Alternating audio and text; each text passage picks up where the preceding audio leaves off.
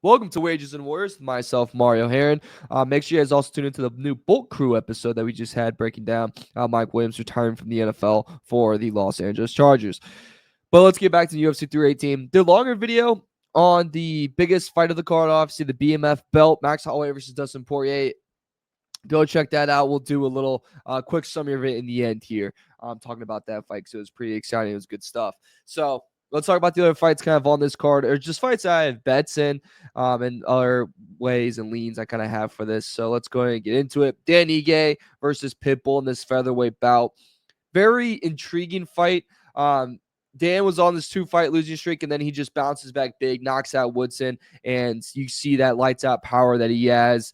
Very good striker, very well-rounded fighter, and he's facing Pitbull that, had a very, very tough UFC debut, right?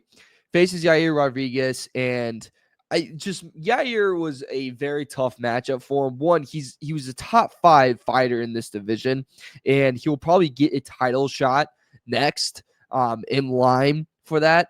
I thought he was going to get Lopez, but now it's looking like he's going to get the Volk shot.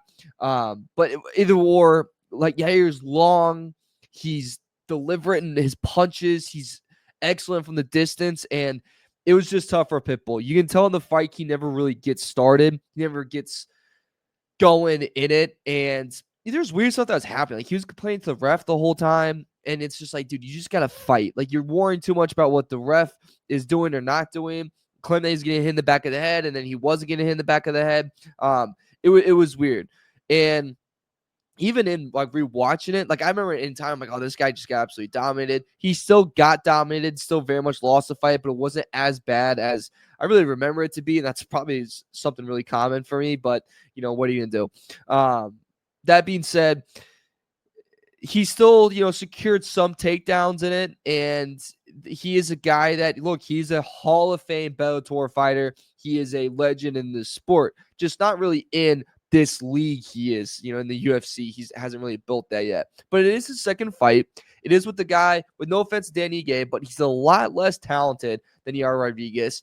I think he's not as long as him. I think he matches up better for Pitbull, and that's where I think that he can kind of bounce back in this. I think Pitbull is going to be not as shocked. I don't know if that's the right word, but maybe he's going to be just more comfortable in the octagon. He's going to be able to get started a little bit quicker, and he's probably learned a lot from this. And look, this guy's fought monsters upon monsters and faced a lot more talented guys than Dan Ige. And I think he can kind of get himself established and mix up his angles and really do some damage on him. I think he's going to win this fight. You can find him at plus money to win this one too as well. He is the underdog in this one, which honestly, after the first fight really makes sense, and then you're fighting a guy that's coming off a knockout. So, checks out, if you will. Plus 180 on the money line for Pitbull. I like that one a lot. Not a very – it's this – a lot of these fights that you even see like this card, it's a give or take. Some people really love a side. Some people don't. What are you going to do? It's not really a public heavily favoring one side. Next we're going to talk about is Kevin Holland versus Daniel Rodriguez welterweight bout. No one is fighting more active than Kevin Holland. This guy needs to just like calm it down a little bit. Every card, every other card, Buddy's on it. Like, he says yes all the freaking time. Like, probably a little too much. Like, he's literally like Adam Sandler in the Yes Man movie. Like, just calm it down. It was that Jim Carrey? One of the two. I was like freaking 7 years old when that movie came out. My bad if I got that wrong. I think it was Adam Sandler. If not, it was one of those white funny guys, give or take. All right. But in this, Holland, this is now 4 fight. He's fought 4 times since October of 2024. This will be his 5th fight, his 4th fight this year. Wow. He's 2-2 in that span. He's coming off a big win. His last fight was just in June, early June, but barely a month. Like, he probably didn't even have a solid camp before this fight. It was probably more of, yeah, I'm done with it. I'm still in shape. I still look good. He looked great in the last one. Got a submission to win it. Balanced guy, obviously. And he's facing Daniel Rodriguez, who's active in himself. Like, he's not a guy, like, last time he fought was in March. Like, he's not a guy that's been sitting on the couch or sitting on his ass drinking Dr. Peppers or getting fat or anything. No, the guy's been active, been in shape.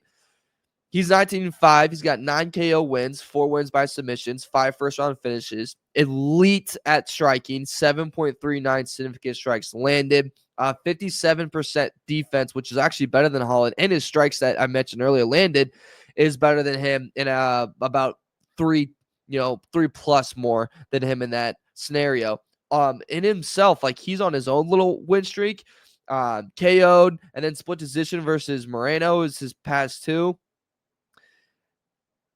I love Kevin Holland. He is finally kind of stuck to a division. He is always great to watch because it's just he's a brawler.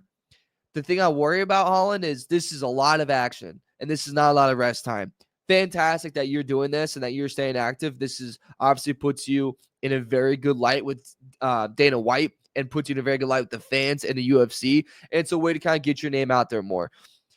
Max Holloway had a great response when people talking about Patty like deserves the next, be the next opponent for Ilya for the championship. And Max was saying like, yeah, large part of this is speaking and not really how good of a fighter you are, but like if you can just voice it, if you can capture the attention of the fans. Kevin Holland's doing that to the ultimate degree of, look, he's entertaining. He's a trash talker. In his last fight, he was talking about how like good the sex's going to be after you win. And he's telling that to the other guy. And the guy's like, what the hell's going on here? But that just shows how great this guy is, how personal, how he's an attraction for the fans.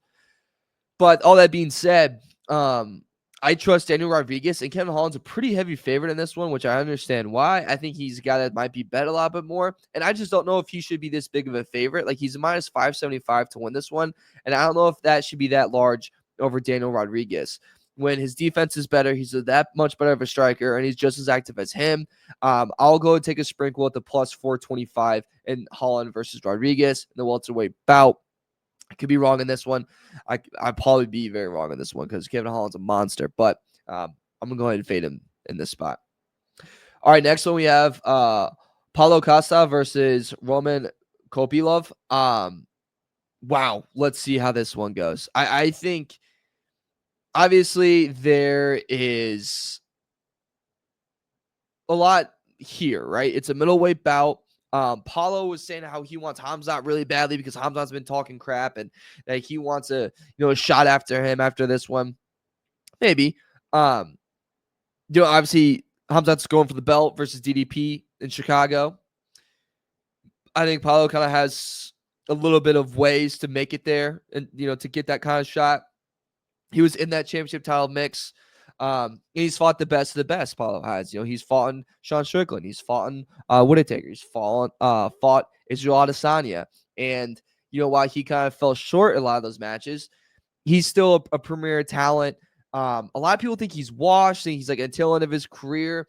He's 14-4. His strikes are still up there. His number wise, his takedown accuracy is still 75%. And, Roman is this opposite, right? He's this new up-and-comer that is elite, can find you and pin you in any single way, right?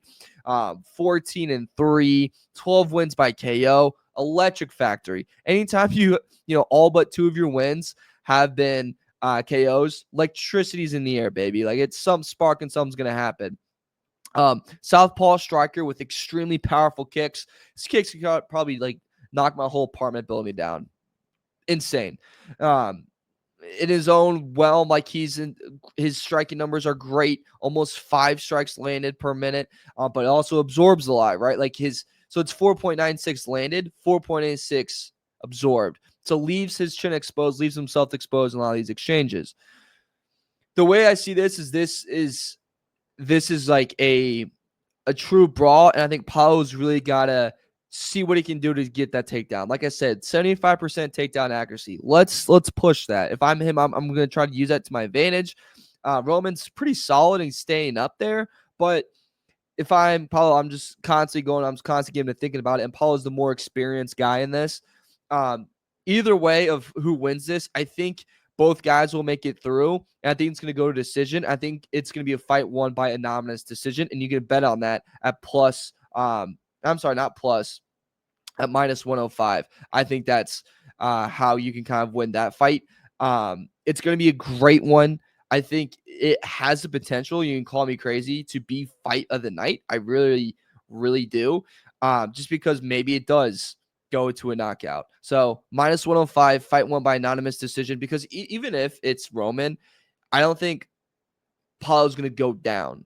I think he's going to be able to stand up and brawl with him the whole time. He's going to take a lot of damage, but it's going to be one of those where, yeah, he didn't get knocked out, but you can easily tell that he lost a fight. And I think vice versa. Like, it's if Roman loses this, it's because Paulo secured a lot of takedowns and was just able to kind of control the fight and make it a little bit boring. Because if you make it boring with Roman, it's probably going to go in your way. So anonymous decision, -105 is, I think, how that one ends. Quick one more time on Max Holloway versus Dustin Poirier, because why the hell not? It's a BMF belt, baby. Let's go. All right. With Max and Dustin, it's so easy to take Dustin in this. Actually, it's the easiest thing ever to take Dustin in this, because it is his retirement fight. He is back home. He's got little Wayne walking out with him. He's beaten Max twice already. It screams, take Dustin Poirier. Dustin Poirier is going to win this thing. I understand it. But for some crazy ass reason, boy, do I love Max Holloway in this fight. I think he wins it. Max Holloway, like I said in this last video, he came from not the gutter, but had to kind of restart after losing the trilogy to Volk, right? He loses it, goes on a nice trail of dominations, of knockouts, of the Korean Zombie, of Justin Gaethje, faces Ilya, gets knocked out, but that's against Ilya, who is literally Captain America, and not even Jesus Christ himself could knock that freaking kid out. So he goes through all this. He's staying up at this lightweight division. He gets another shot at Dustin. Dustin is fantastic, but when you look at his recent history, he has lost to Gaethje and he has lost to Islam. Not big knocks against them, but when you face guys of that caliber level, that where Max sits at, he's fallen recently. When he's fought guys less than that, he's taking care of them, and he's given the title shot chance because he's a company man, because of that resume and how long he's been with the UFC. But I think now, just at this point with Dustin, he's not at this level that Max Holloway is at. I think Max finally clips him. Max finally gets him. Finally, in a trilogy, he gets on the scoreboard. I think that's what happens in this one. Give me Max Holloway to stay the BMF champion, the first guy to ever defend the belt. It's going to Max Holloway. Give it to me. I'm locking it in. I think he spoils the retirement party for Dustin Poirier.